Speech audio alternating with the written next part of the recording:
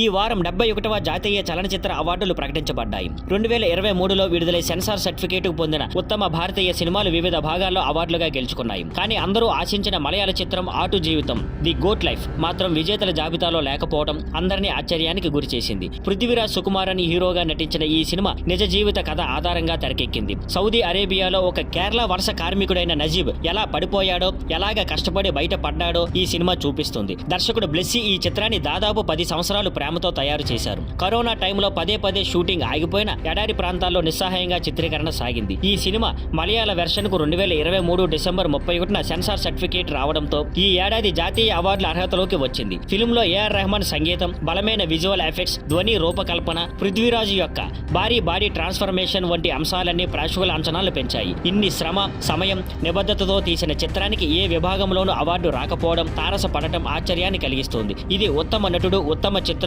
ఉత్తమ దర్శకుడు వంటివి గెలిచే సినిమాగా భావించారు. ఒక్క కారణం ఉండొచ్చేమో, సినిమా థియేటర్లో 2024 మార్చిలో విడుదల కావడంతో జ్యూరీ సభ్యులు దీన్ని 2024 అవార్డులకు పరిశీలించడానికి వదిలి ఉండొచ్చు అన్న ఊహాగానాలు వినిపిస్తున్నాయి. అయితే అధికారిక స్పష్టత లేకపోవడంతో సినిమాపై ఈ ఏడాది సరైన అవార్డు పరిశీలన జరిగిందా లేదా అనే ప్రశ్నలు వస్తున్నాయి. ఇలాంటి ప్రాజెక్టుకి గుర్తింపు రాకపోవడం వల్ల ఎవర్ ఇఫర్ జడ్జింగ్ పద్ధతులపై చర్చలు మళ్లీ మొదలయ్యాయి. ఇండస్ట్రీలో ప్రేక్షకుల మధ్య ఇది ఒక పెద్ద మిస్గానే భావిస్తున్నారు.